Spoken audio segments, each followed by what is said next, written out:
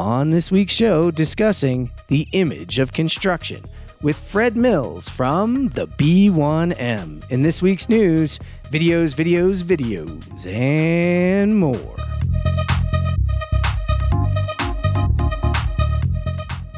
All right, everybody's going to notice that we are down a few faces. This is a special episode.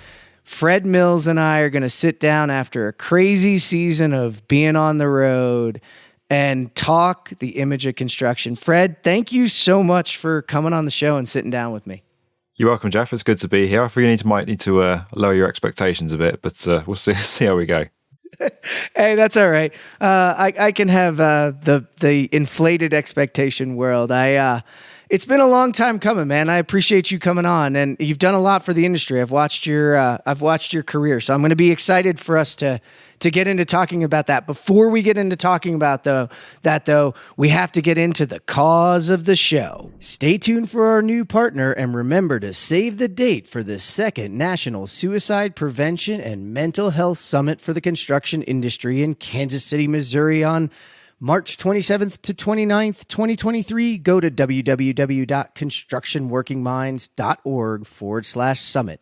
If you need something now, text 988 or call from your mobile phone for immediate help, or visit preventconstructionsuicide.com for resources.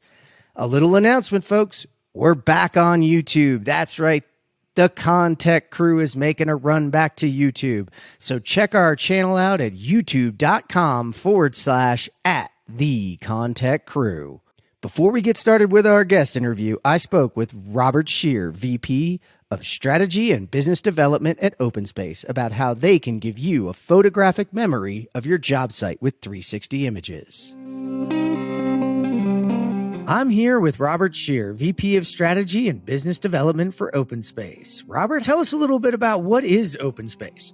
OpenSpace is a 360 job site capture, review, and tracking tool. Think of it as an up-to-the-minute Google Street View of your project that people can view anywhere, anytime. Some people also refer to it as like total project recall, right? So what if you could have a photographic memory for all your projects for all time in case something came up in the future? So that's really what it is. How do you use it? Let me grab my camera. You simply just attach a 360 camera to your hard hat, open our app on your phone, open the floor plan, tap where you are and walk. We take care of the rest. So as you walk, we take 2 360 images per second. You come back, upload them to the cloud, and we process that all together, stitch them together, pin all those images to your plans, and deliver it back to you as a navigable 360 environment for everyone to use and share. And typically we deliver it back to you in like 30 to 60 minutes. All right, and we're back now to get to the meat of the interview. So, Fred, you started in construction. So I want for people who don't know who you are, which I'm always surprised because I've been a big fan since the beginning, and the B1M's been an incredible resource. Talk a little bit about your history and how you got here. Yeah, definitely. So when I was very young, I've always kind of loved building stuff. I've always loved playing with Lego. I've always loved building stuff since I was very young. And as I grew up, I kind of pursued that passion. I pursued it through school, pursued it through university, and then came out, as college, as you guys would say, and then came out and started working for a main contractor, general contractor, as a design manager, but kind of really realized that the industry that I'd loved my whole life and that I'd wanted to come into my whole life was incredibly misunderstood. My friends and family thought I'd gone off to become a builder laying, bricks on a construction site somewhere, because they sort of really didn't get why I'd gone into construction or what it was about or the impact I was having. And I saw a really big contrast between how people saw the industry and what was actually happening in the industry every single day. And I wanted to do something about that. I wanted to make the industry better understood. Started putting some videos on YouTube in my spare time, kind of explaining parts of the industry, breaking things down. And the short story is that kind of steadily took off. I went full-time for my day job in 2015 and then chipped away. And from about 2017, 2018 onwards, the B1M YouTube channel massively took off. And we've now got multiple channels across a media company, multiple platforms across our media company, 17 people employed, 25 million people watching each month. And it's been it's gone pretty well from going from a spare room to where it is now. It's been awesome. Yeah, from a couple of videos off your phone probably to this, that's a nice run. Yeah, it was 2012 as well. So it's been 10 years now, 2022.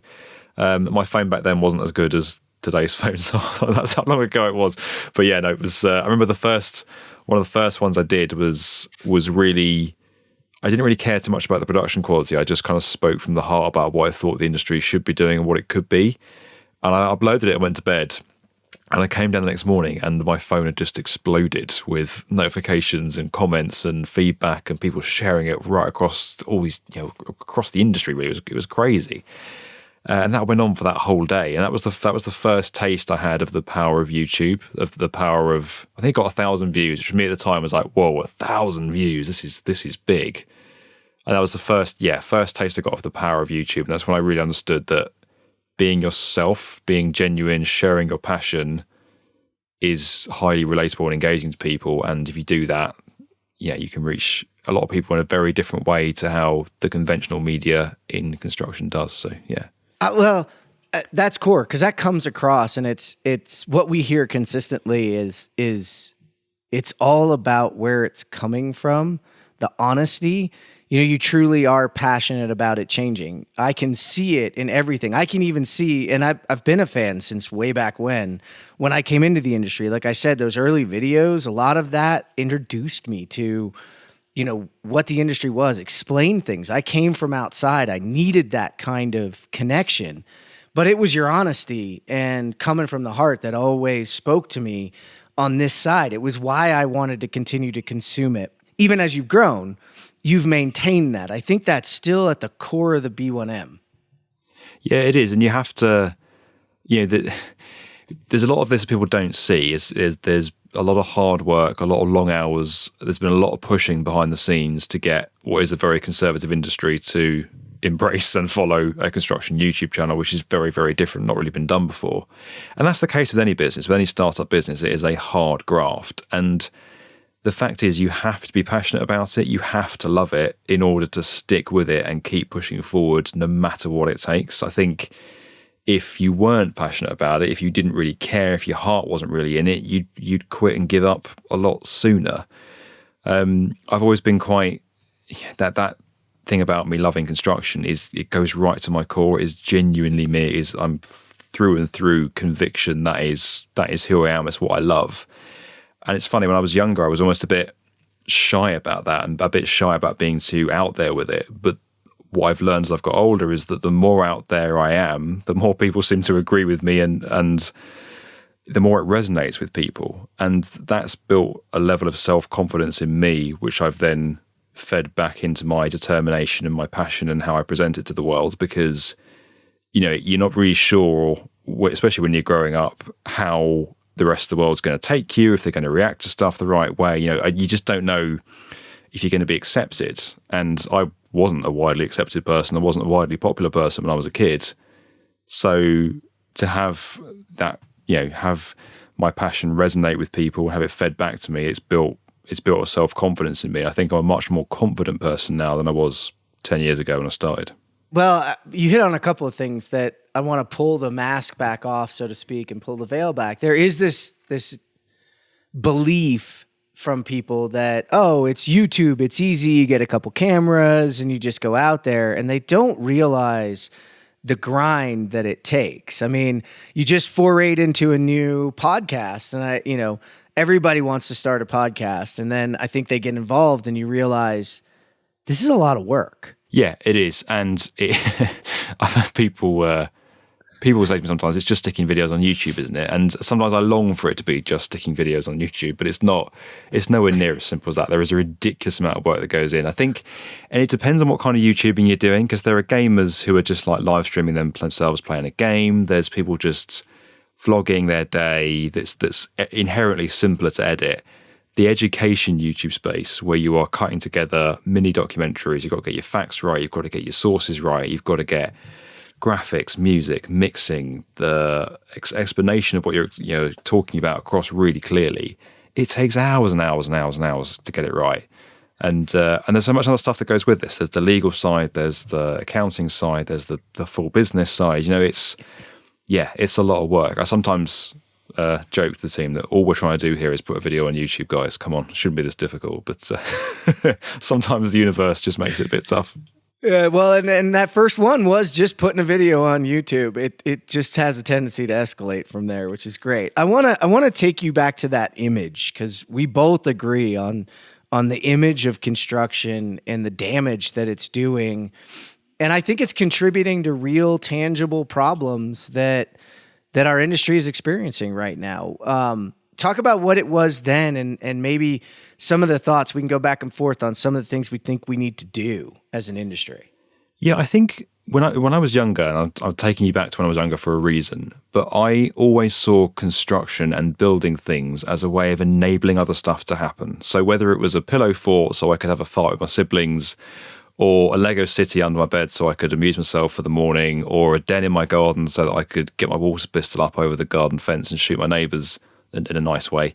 I always just understood that building stuff enabled you to do something else. And that perception came with me into the industry. And whenever I worked on projects, I was always struck by the final impact of what we were doing or what the industry was doing, whether that was a hospital or a schools program or a housing program or anything like that.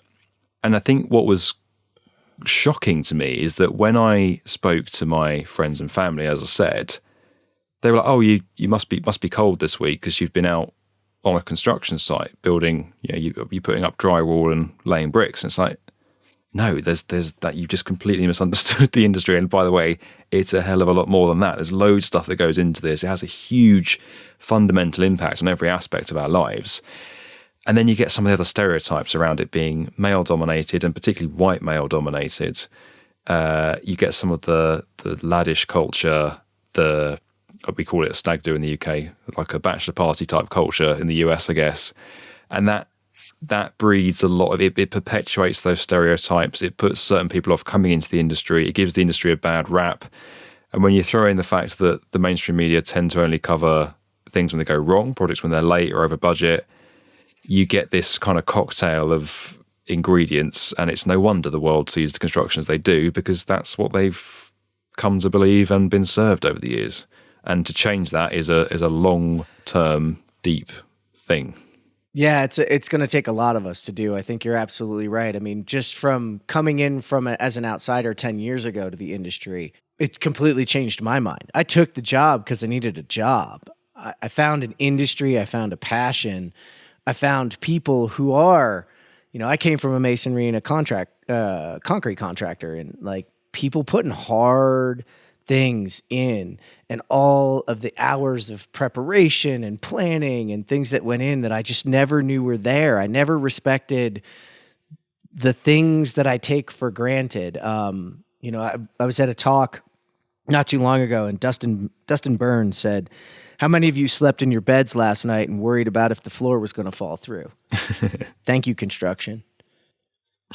And it's like, man, how many people drive down a road and you only complain about a road when it's closed for construction or you're bouncing around. And you're right, we only cover our large failures.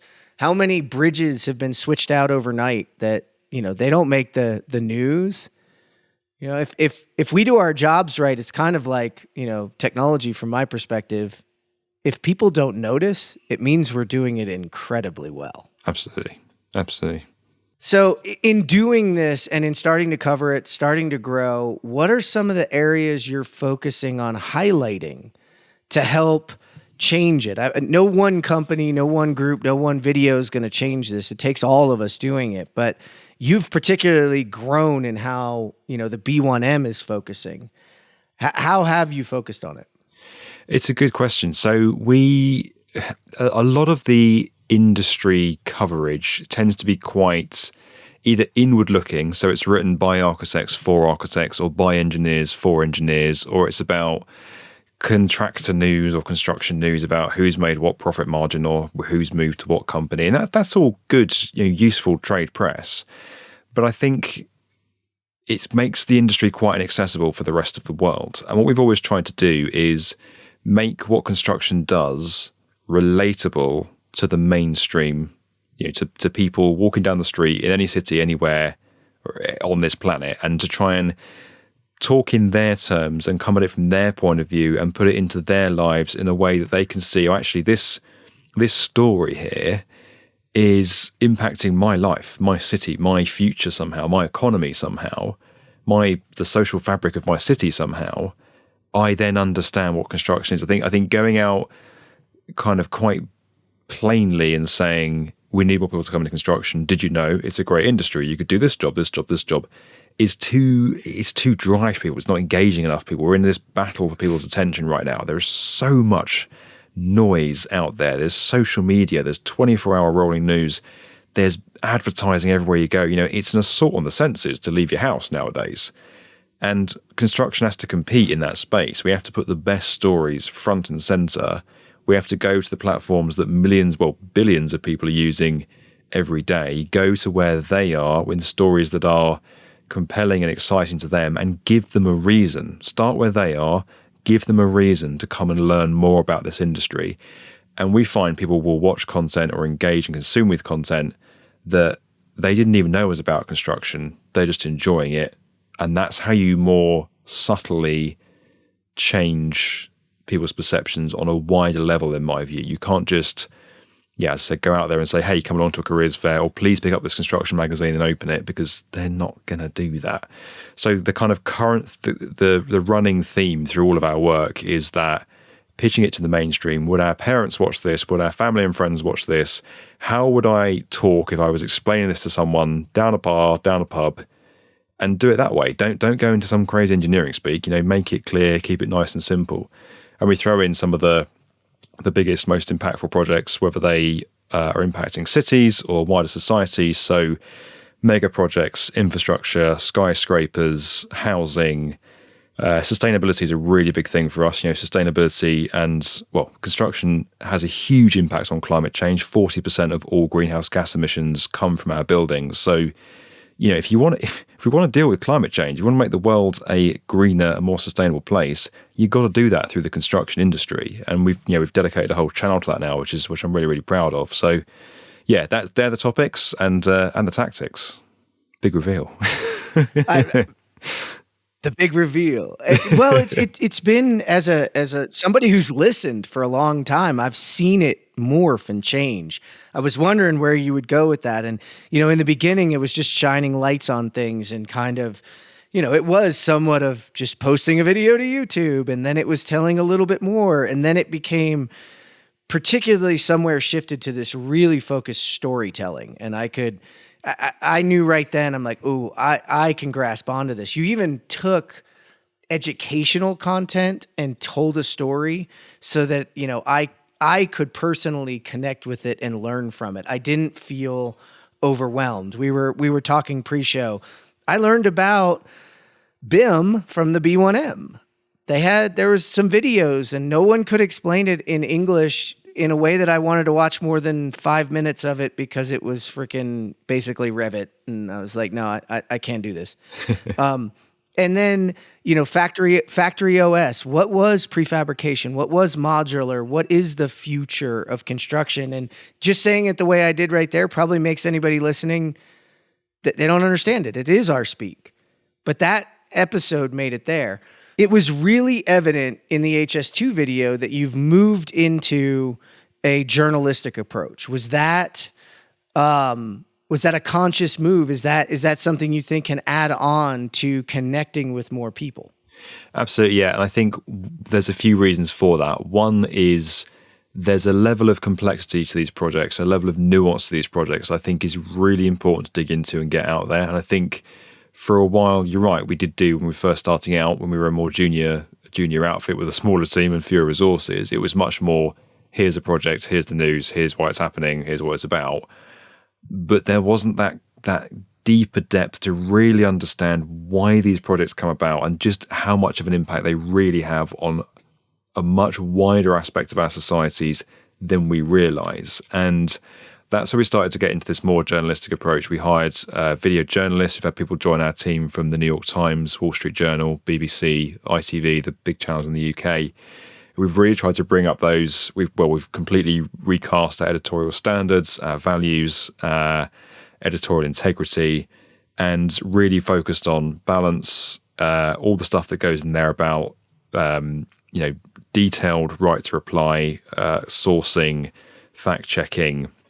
And that's been a multi-year project for us. But I think from sort of 2020, 21 onwards, it's been really landing for us and really successful. The Billionaires Row piece we did, was a real hard look at how extreme wealth is starting to reshape architecture in New York. HS2 is a fantastic rail project, but there's a huge amount of debate around the amount of money it's costing and who signed it off and best use of taxpayers' money.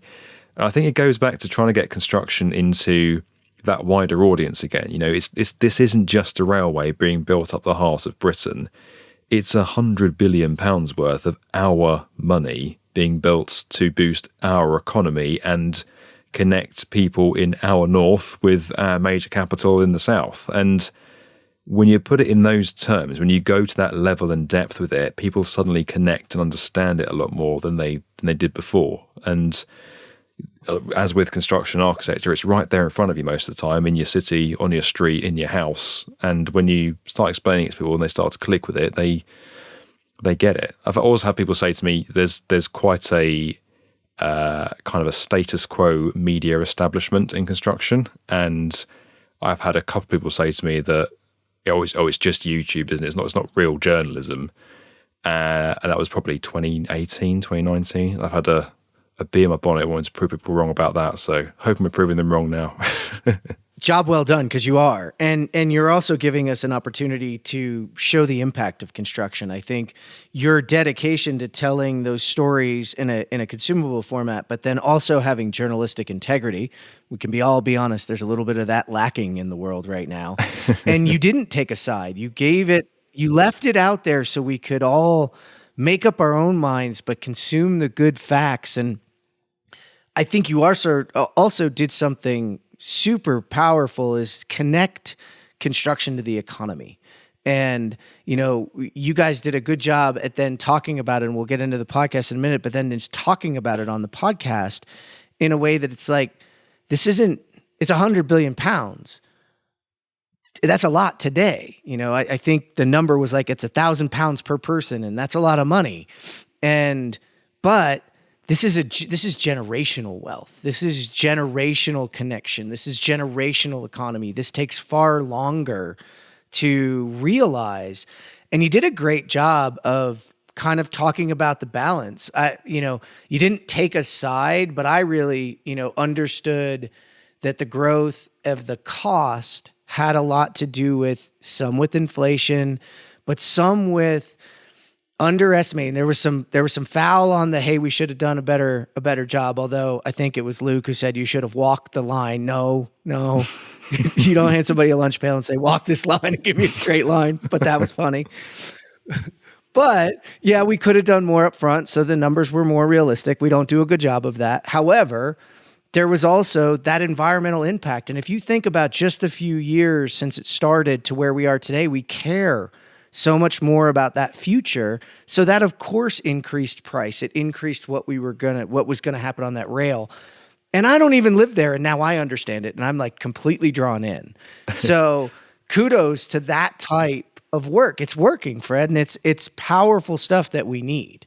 Thanks. Yeah, I mean, it's one of those things. It's not a slam dunk, yes, no, good, bad project. Like, it's not a total yes, good idea. It's also not a total bad idea. There is nuance to it. There's grey areas. There's pros and cons every twist and turn, and that's the story I want to get across. What I'm really pleased with HS2 is, even though this might sound a bit crazy, the HS2 protesters hated that video because they thought we were too kind to HS2.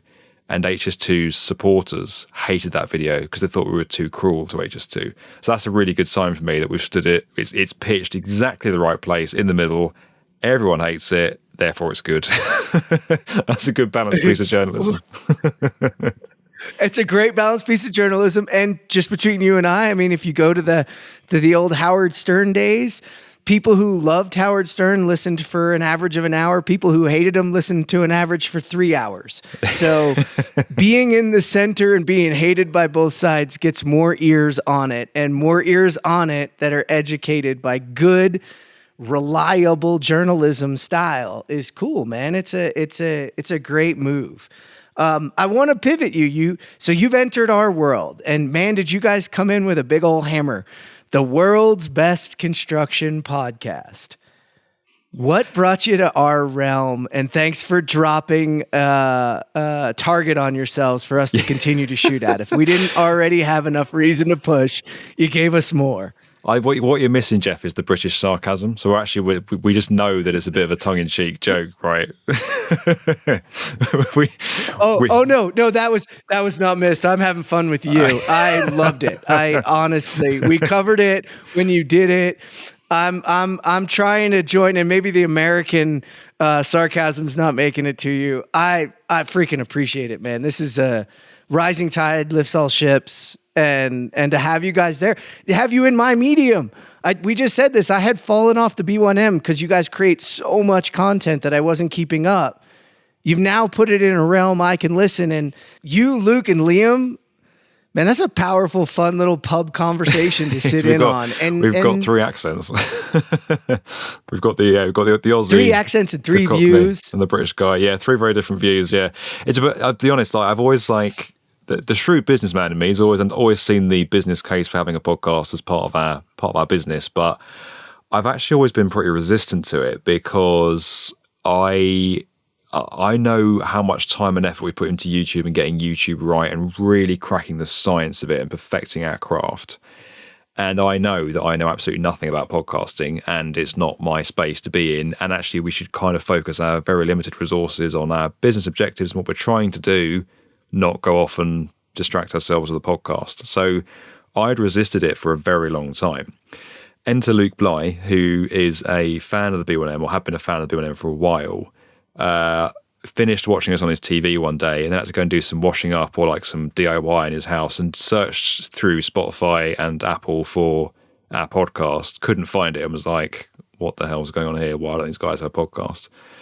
Emailed Liam and said, hey, what's going on? I do podcasting. Can we come have a chat about this? And I went for a coffee. So Liam said to me, I've got this guy talking to us about podcasting. Can you come and have a coffee with him? And I'm like, I don't want to do a podcast. I haven't got time to go and have a coffee with someone. Like, no, forget it. Anyway, Liam eventually convinced me. I went for a coffee with Luke. He turned up 10 minutes late because he went to the wrong cafe. And I was just like, oh, this is it. This is just a write-off. There's no way. This guy's a joke. Forget it. And then we met Luke and we hit it off like a house on fire, literally. So we were supposed to meet for an hour. I think we met for 2.5 hours because we got on so well.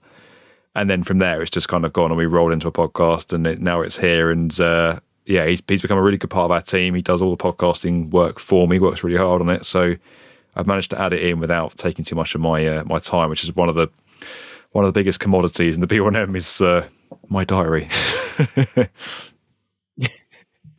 Yeah, man, you run a tough schedule, but you guys have done. You're right. You found a little bit of gold there, and it is a really consumable podcast. I've enjoyed it. I've been binging on it. If you guys aren't binging on his podcast, it is the world's best construction podcast. You can find it on your major platforms, and it's actually, to me, made the B1M more specific for me. I now go after the show.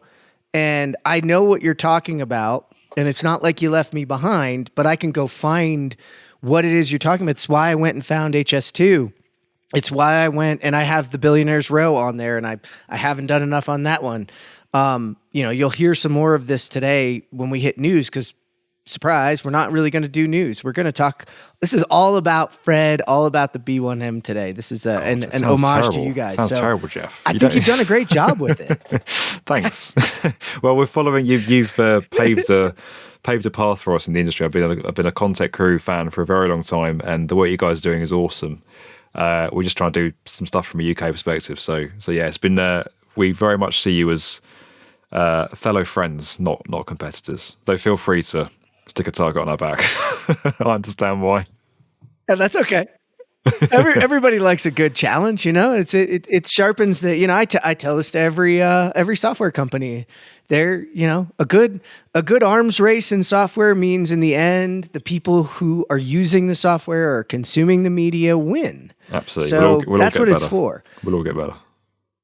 Yeah. Now we could make this a love fest about us, but I want to turn it into a little bit. You've had a front row seat since 2012, covering the industry, covering innovation, covering technology, covering change, covering new factors. So I want to know, like, what are some of the top innovations? And I like that as a blanket, because you've opened me up to ConTech Crew has always been tech.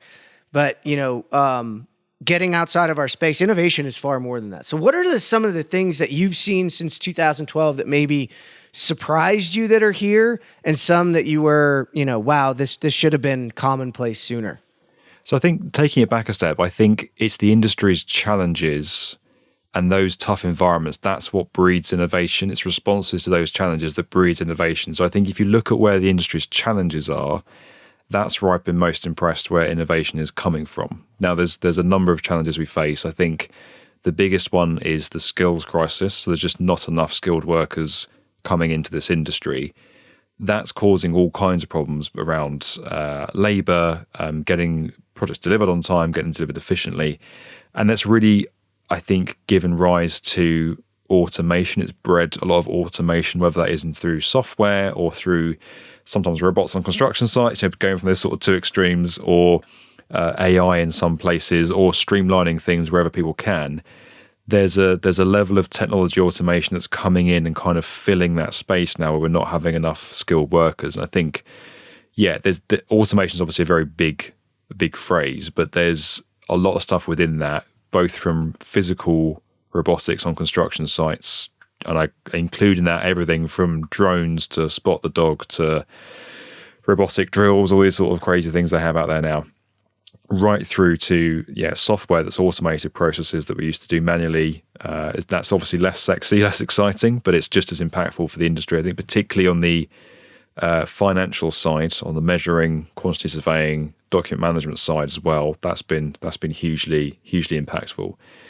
Other thing is the amount of pressure on the construction industry right now to build more buildings in a faster, more efficient, more sustainable way, particularly around housing as urban populations increase. Population globally is falling, but urban populations are rising. There's a transition from rural areas to urban areas.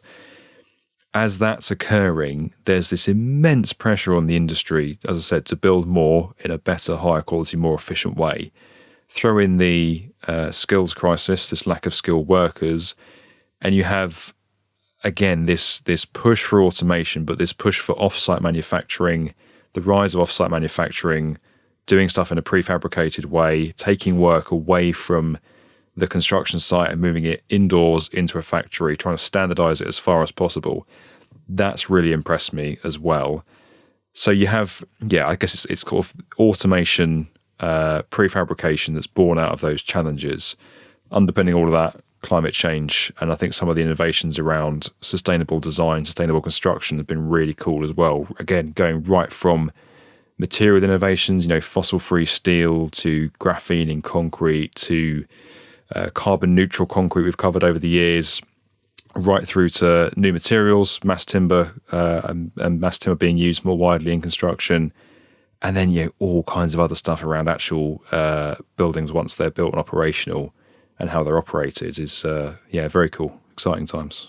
That was a lot to unpack, and I have to agree. I was trying with to you. give you a Automation summary. and robotics. You did a good summary there. Automation and robotics is one of those ones that does scare people a little bit. It's all about augmenting people. Since you talk about the skills gap, it's about bringing people in and augmenting them. If we can take you off of the mundane, off of document management and tracking numbers or measuring a aggregate pile as it changes, and you can use a drone to do that faster and better, then you can focus on, and the people can focus on, the project itself and keeping people safe. I mean, there's a challenge during all of this to keep to keep doing construction faster, bigger, more complex completely, and safer all at the same time. That's a heck of a challenge. And a lot of those tools you're talking about impacted and can impact that process. Interesting on the rural to urban move, and there was all those numbers out there about the population continuing to grow. That has slowed and is actually going the other way. But that doesn't mean the housing crisis is gone. That doesn't mean we can take our eye off the prize. And I'm interested in your path. Where have you seen innovation in that space that's having an impact? There's some really interesting stuff around standardized construction. So again, modularization, prefabrication. There's some of the standardization techniques that are coming into the housing market. As you say, there is this demand for affordable housing. We need a lot more affordable housing in every country around the world. There's a lot more people who need access to affordable housing, genuinely affordable housing, not just affordable that's got a label on it that's still a ridiculous price for most people. And there's been some really cool innovations with that. I think the problem with standardizing buildings to the same extent that we standardize our cars or our mobile phones is that culturally, people want unique buildings with character. They want identity. They want a sense of being, a sense of place. So you can't really standardize a building to the same extent as other objects in our society without creating kind of soulless neighborhoods or, places that people don't really want to live in that have bigger social impacts in a negative sense. So I think what's been quite clever with prefabrication is where they've been trying to get some of the benefits of mass production, of standardization, by moving much of the building process into factories, into prefabrication assembly lines, but with the ability still to customize those buildings and solutions to each individual site, taste, location that is, inevitable. Every single construction site in the world is different. Every architect is different. Every person buying a home is different. So I think it's been quite clever the way the industry's straddled that. They've gone for this component-based approach where the components of our buildings are standardized as far as possible, but you can still use those components to create something that is to an extent unique and desirable and fits with our cultural desire to have homes and houses that fit with a certain architectural style, wherever that may be in the world. I think that's been, that for me has been one of the most impressive innovations. We've found a way through.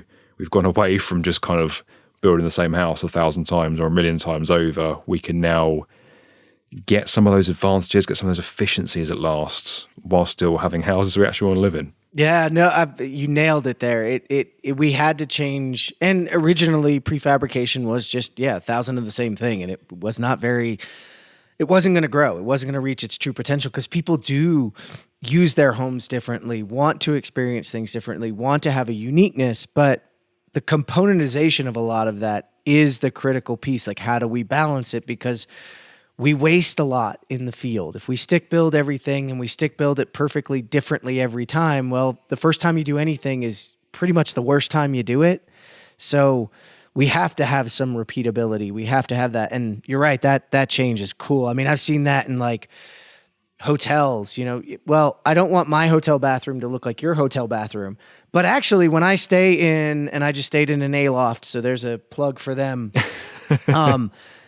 I want no matter which room in that I'm in, I want it to look the same. I'm okay, but it's got to be custom. So now you can fabricate that. Now you can have your high-end bathroom, but you're going to do 40 of them because you got 40 hotel rooms. Cool. Now we can save a lot of time. We can save a lot of money. We can do a lot. So I fully agree with you there. Now, anywhere else in the space we've kind of hit anything that's failed that you thought was going to make it? I love to talk about a good failure. Like, I thought this was going to change the world, and well, it didn't. Oh God, there's a few. I think drones was massively overhyped. There was all this stuff around, like in terms of site surveying, land surveying, GIS, 100%. It's awesome. I get it. I love it.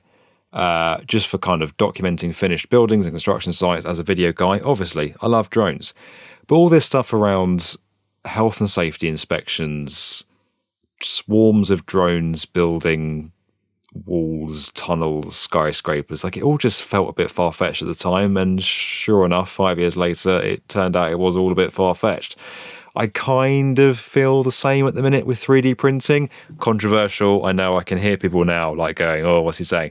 But I struggle to see how we get 3D printing to a level where we are mass producing millions of buildings to the right spec, the right standards, and to the quality, look and feel that people really like. Not to mention the fact that they're all built with concrete at the moment, which, you know, we should be moving away from concrete really because of its impact on the environment. So yeah, I like 3D printing. I want to believe in it. We are, you know, we're covering it. We're doing some stuff on it. We're monitoring where it's going. I get why people are enthused by it. Let's print our buildings. Great idea. We could solve the housing crisis overnight. But it just doesn't click for me. They just look a bit, yeah. You know, I go back and forth. I think it's dead, and I thought maybe at one point it would help us with, you know, material creation. Like if you were, you know, you needed certain things, you could get them printed out. But I was wrong about that completely. Like that process is too the variable of the part you might need, and then the mixture that you would need to extrusion print that on site. That doesn't work. Like I was wrong, and I remember being at, you know, a big tech conference, and they were 3D printing something behind me, and I was like, not so much. My fail that I thought was going to be huge was blockchain. I have been doing the dang blockchain dance on this show for a long time, and it just under-delivered. I don't know if maybe somewhere down the road we'll see it come back in a more useful fashion, but man, for me, that was the one that, you know, I thought, oh, blockchain's here. We're going to have the immutable ledger. It's going to do all that.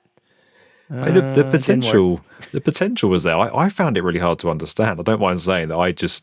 I think I'd explained to me like 5 or 6 times, and I still didn't quite get it. So I remember sitting at a dinner like 4 years ago afterwards, having a cocktail and explaining to this group of people how blockchain was going to be the way, and smart contracts, and it was going to be, and I had to go to that group after the whole COVID thing. We were back together, and I was like, I was wrong. It's not there, and I don't quite understand it. So I'm with you.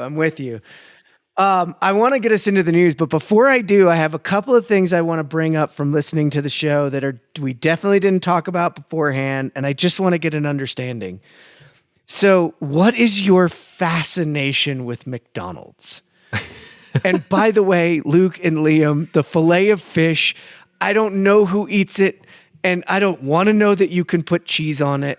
And please, why the Filet-O-Fish? Why McDonald's? If anybody doesn't know, Fred, you're going to have to explain. You have a little bit of a love for McDonald's. No, but this is the thing. Like, I think it's come out as that on the podcast. I think I have McDonald's maybe twice a year.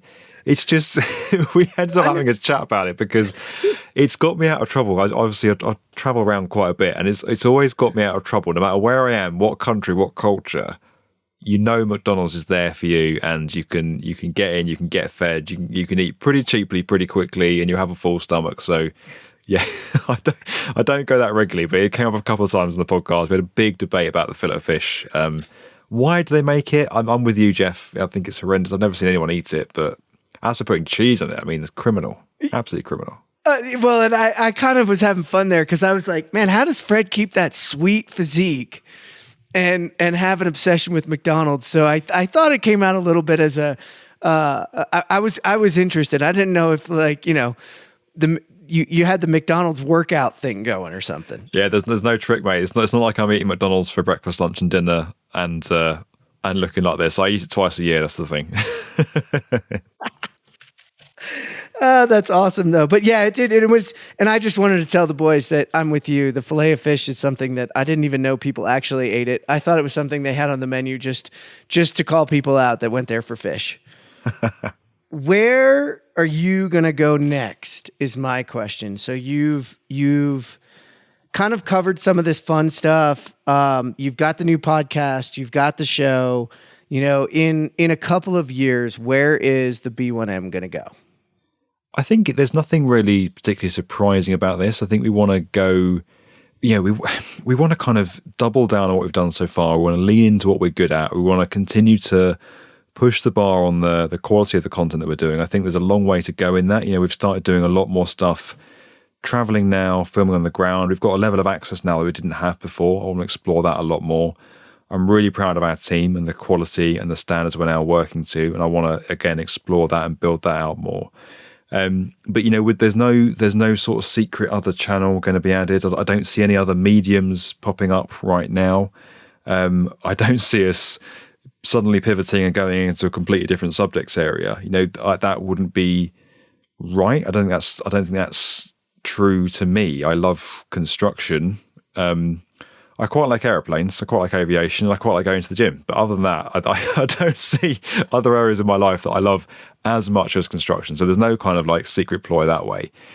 The fact is, and I'll be very honest, I think for a lot of businesses this year, people will relate to this. The recession and the inflation crisis has caused us to kind of just slow down a bit. We were being a bit more cautious and a bit less bullish than we would have been before, because we just want to see how things play out. We want to consolidate a bit and do some, continue to grow our platforms, continue to grow what we're doing. But some of the big worldwide domination plans, we're going to slow down on a little bit at the moment, just see what happens. But yeah, for me, it's continuing to push our long form strategy, continuing to raise the bar on quality, and build out the team, build out the reach, and see where this can really go. Our strapline is that we love construction and we want the whole world to love it too. The whole world to love it too is a pretty big, pretty high bar. So we've got a long way to go. I want to get this, a lot further ahead yet. I want everyone talking about construction because of our work. Well, it's a lofty goal, but I really appreciate it. Yeah, we all have to be a little careful of what's going to happen in the next year. We all have to be a little more careful, tighten the belts a little bit. Although I will argue, especially given what you have with HS2 going on there, what we have with the infrastructure bill going on over here in the United States, what we have is a need of, supply chain, I guess, shoring up the supply chain, no matter where you are, no matter what country you're in. And the United States is investing in that as well. And I know that's happening in other countries. That's a huge economic opportunity. Construction underpins the economy in a way that I don't think we ourselves give it enough respect. That if you think about that $100 billion that's getting invested in that, a lot of it, yes, is going into materials, but a large chunk of it is going into the people. And that's in people's pockets. And those people turn around and buy things, and they need things, and they grow. And that's one of the things for me that as we go into 2023, especially, I want to get out there that, look, I was walking with a friend of mine who, has a purview on the economy, and he said, the problem with the economy is it's a self-fulfilling prophecy. Like if I tell you the economy's going to be bad, and then you think the economy's going to be bad, and then you tighten your belt, and then it goes on consumer, confidence, and then I'm not confident because you told me I shouldn't be confident because you told me it's coming. It's like, wait, where's the chicken and the egg? And I don't say go out and be completely bullish, but also, construction, y'all are the underpinning to a quick recovery. People hate this when I talk about it. And we all learned about what flattening the curve was. You can feel how you want to feel. That's like a political conversation. We don't do those. However, the idea of flattening a curve was an interesting thing, that construction economically could flatten that curve. And especially, you're seeing layoffs in other industries. We have a skills gap. We've created tools and techniques and ways to train. Upskilling is one of the biggest things the entire world's going to have to do over the next 5 years, given the automation that you're talking about and the replacement of certain jobs. Now's our chance, man. So from that perspective, I would love to see more of that from all of us, no matter who it is. So that was my little plug on exactly what you're talking about, and the future of what construction can really do if we can articulate its useful case. Definitely. And I think that goal I have of wanting the whole world to love construction as much as I do is deliberately big, bold, and ambitious, and kind of obscenely ridiculous, because It needs to be, because you want somewhere that's out of reach, that acts as your North Star, that can't be achieved easily, that you are constantly pushing towards. And I think we all need that in life. We all need a goal that's slightly above what we're capable of doing in order to stretch ourselves and grow. And I think companies in particular really need that vision and that purpose, that direction they're always going for. It's amazing what it does to motivate people, I find. So yeah, even though times are tough, and you're right, we can talk ourselves into recessions, probably not helping on this podcast, but yeah, I think times are going to be a bit tougher, but I'm still going for that goal, even if we just have to go a different route or it takes a little bit longer. No, I'm with you. I think we're being cautious, and cautious is okay. Move cautiously, but know that I think it's going to be short-lived, and I think we've got an opportunity to play a role in that short-lived area. So, hey, this has been awesome. I'm going to move us into the news, which we're going to do a little differently because, well, we've got you here today, and I'm just excited, man. That's where I wanted to go. So before we wrap this up, though, and talk about the news of the week, I needed to bring our ad of the week. Let's listen in on the second half of the conversation I had with Robert Scheer, VP of Strategy and Business Development at OpenSpace.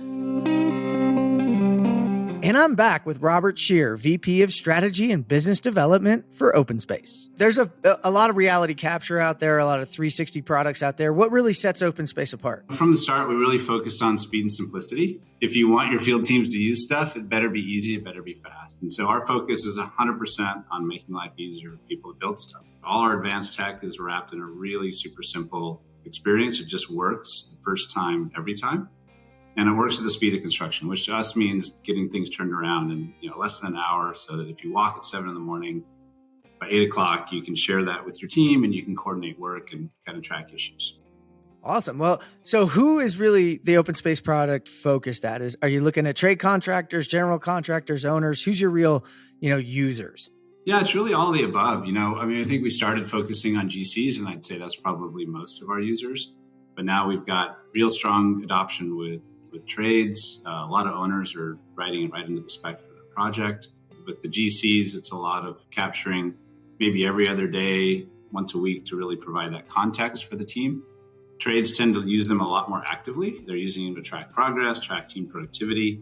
And then owners, again, love to have that sort of oversight and visibility into the project. We've got 100,000 active users on the platform. We've got our users have captured over 10 billion square feet in over 70 countries.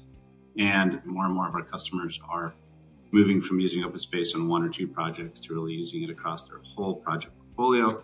That's awesome. Where can they learn more about OpenSpace? Yeah, I'd point them to 2 places. One is openspace.ai. Check it out, look around. If you want to learn more, there's request a demo buttons all over the place. Click that. The other one is we're going to be at a ton of trade shows and conferences, both sort of national ones like AU and Groundbreak, but also regional ones. So if you go to openspace.ai/events and see a calendar and, stop by and say hi.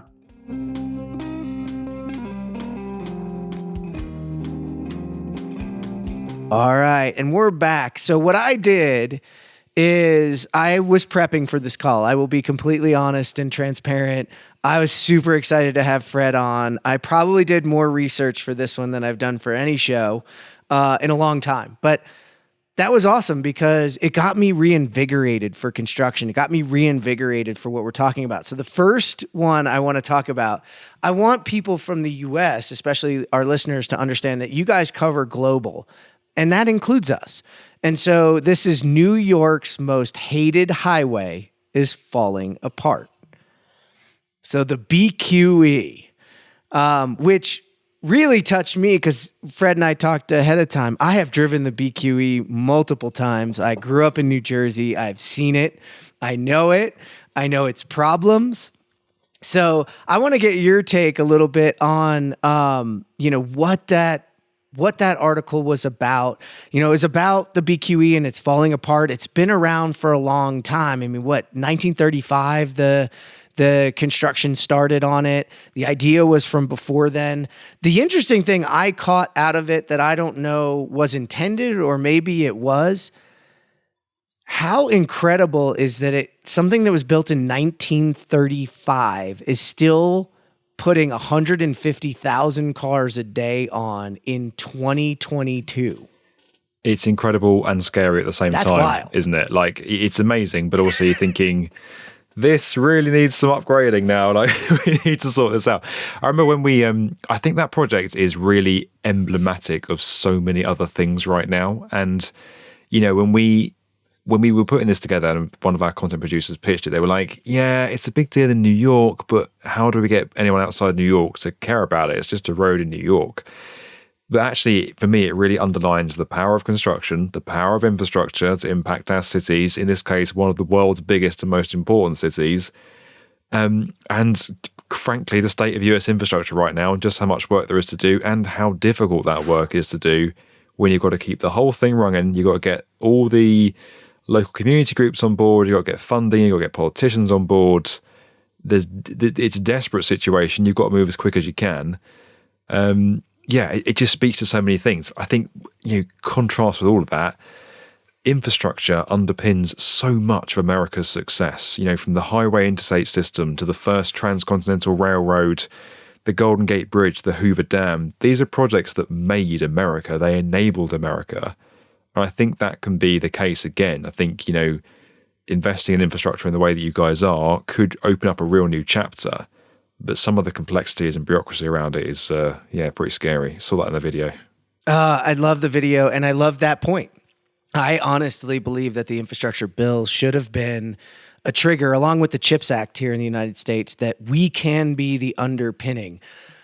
The one thing I did think so heavily about is, and especially this came from the HS2 video, which is probably the next one we'll talk about, but for me was, you know, we might have introduced that rail system and we changed our world, our country with it, but y'all adopted it.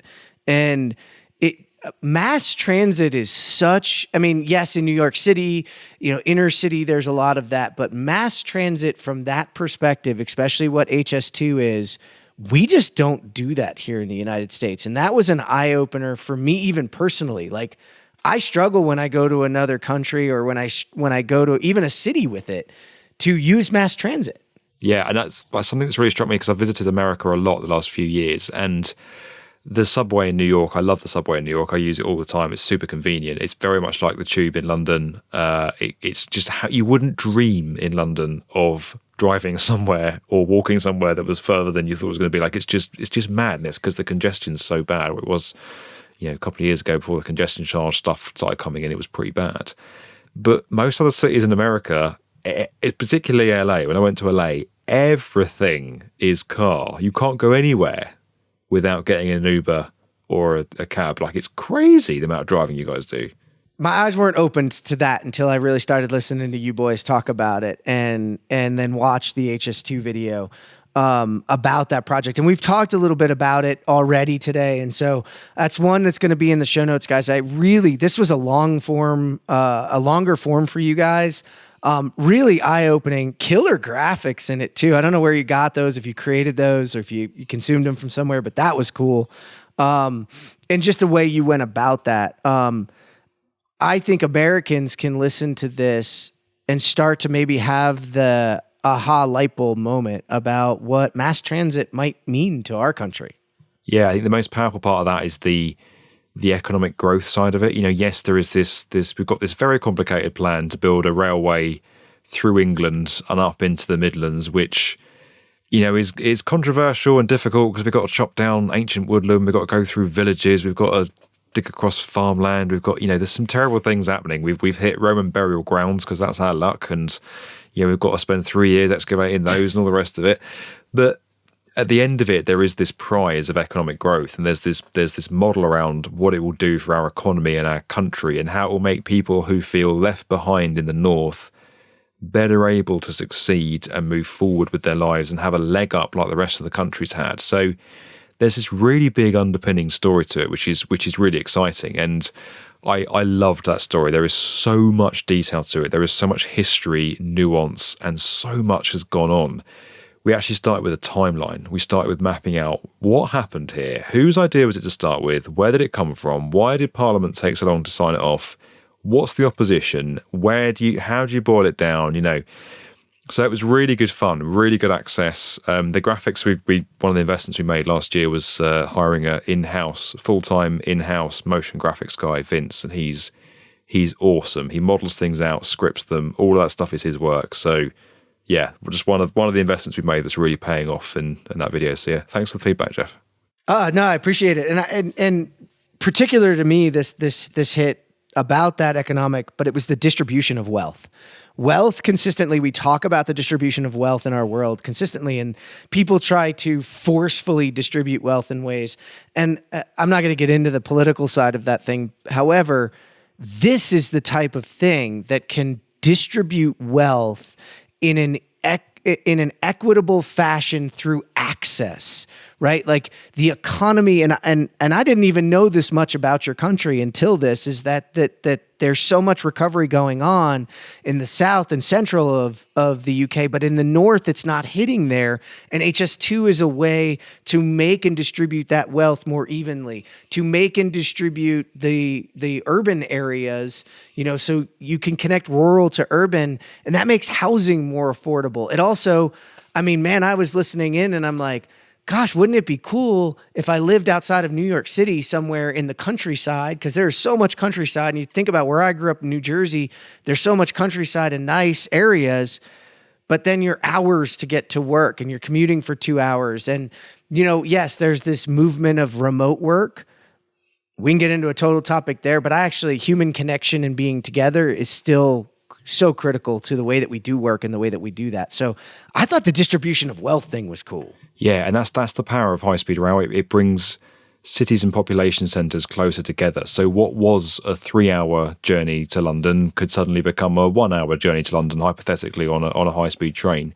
And that's huge because suddenly you could work in London. You could get one of the jobs that you want to get in London, but you haven't got to live in London. You haven't got to pay the horrific rent in London and live with the cost of living down there. You can live elsewhere in the country and bring that wealth back with you. And that does loads of things. As you say, it takes pressure off the housing crisis in London, where we haven't got anywhere near enough affordable homes or places for people to live.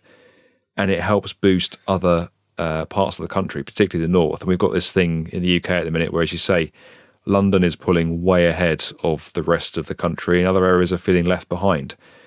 You've got that in the US as well. You've got former industrialized areas that are feeling left behind, ignored, forgotten, and reaching out to them and bringing them with you and showing them their place in the new economy is a critical thing, not just for politics or the economy or construction, but for society, for the benefit and progression of a positive society that our kids are growing up in. That's important.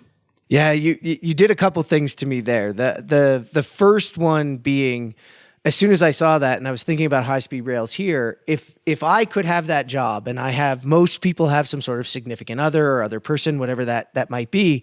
Now I've got that job in London that's feeding this.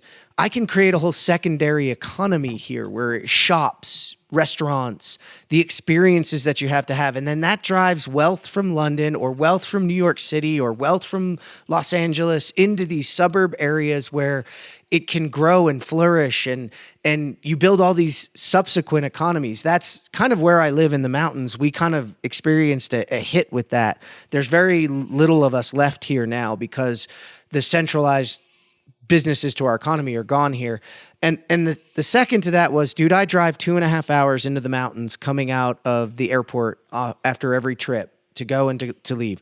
And now all I can think about is how the hell can we put a high-speed rail in from Denver to here so I can do this in an hour and I can still love what I do and I could work for that hour. Absolutely. Yeah, I completely agree. I'll campaign for it with you, Jeff. We'll campaign for the Mountain Railroad. We need the Mountain Railway. It might be really, really hard. However, you just got me thinking about those things. So I appreciate that. And I think anybody who listens in, you're going to find that you can take these things and put them into perspective and learn from them. The last one I want to talk about, give you a shot for here is I'd been leading up to the construction story of the year 2022. I want you to talk about this one. This is an epic project that just blew my mind. Yeah, I mean, I was really pleased these guys won. So if anyone doesn't know, we ran this campaign over this year, started in June, and then we got down to a shortlist, finalists, and announced the winner start of November. UK had 3 prime ministers during that time, so it's been quite a year over here in the UK. There's been a lot going on, but the organisation that won, the story that won, was the International Thermonuclear Experimental Reactor in the south of France, which is this incredible project that's really at the kind of bleeding edge between construction and science, where they are working to create the world's largest nuclear fusion reactor. 35 nations all coming together, all collaborating on different forms of contracts. They've got a common language. They've got all kinds of international initiatives to bring themselves together. They've got different countries making components that then get shipped to this site in the south of France. It is an extraordinary level of collaboration and partnership. But then, once you actually get to the site, the engineering, the extent of the engineering, the scale of the engineering that's going on down there is absolutely remarkable. Without going into the science of nuclear physics, this nuclear fusion is very different to nuclear fission. So nuclear fission is the stuff, the kind of conventional Homer Simpson nuclear power station. You don't want it to go wrong. It's like Chernobyl kind of thing. Nuclear fusion is a lot cleaner. It's to do with bringing atoms together rather than splitting them apart. I'll leave it at that. But basically, this machine's got to be able to withstand temperatures hotter than the surface or hotter than the core of our sun. And the cooling system around it is going to be colder than anywhere else in our solar system. So the guys were telling me, I'm stood in front of this machine. There's acres of concrete. There's scientists walking around. There's this massive assembly hall above us. It's immense. It was one of the best days ever.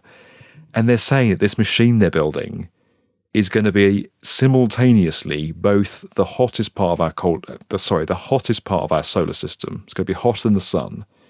And the cooling system around it is going to be the coldest part of our solar system. It's going to be colder than any extent of our solar system anywhere in the world, anywhere in the solar system. And that just blew my mind. Like it's absolutely off the charts. The logistics, they were saying that these things have taken decades to build. And if they put them in wrong, there's no crane big enough in the world to lift them out again. So they have to destroy them and start again. Like it just puts every other project into, just dwarfs it. But for us, the reason it won Construction Story of the Year because in 2022, this year of all years, to see that many countries coming together and working together on something that was actually going to make the world better, that could fundamentally change how we generate energy on this planet, was incredibly inspiring. So that's why I won. It was a beautiful winner, and I would love to say, hey, U.S. try to find and this was unique. 35 countries. I mean, people worry about 5 or 6 stakeholders collaborating on a regular basis. You're talking about 35 countries, multiple languages, language barriers. They built road systems to facilitate this.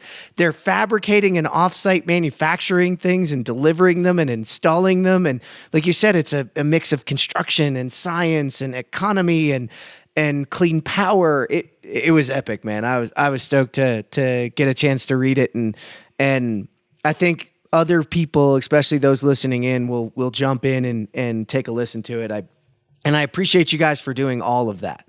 I know I made this show a lot about you and about the B1M, but I think this is the crew paying homage to you guys, because we've been inspiring each other back and forth, and this is what we need. I want you to get a chance, though. I know you've opened up the new channels, so let everybody know each channel that they can go to so they can connect with you after this, because I know people are going to want to listen in. That's very kind of you, Jeff. This is like a shameless plug right now. So we're on YouTube. We're on the YouTube as the B1M with about 2.7 million subscribers, and as TomorrowsBuild with about 400k now, which is pretty cool.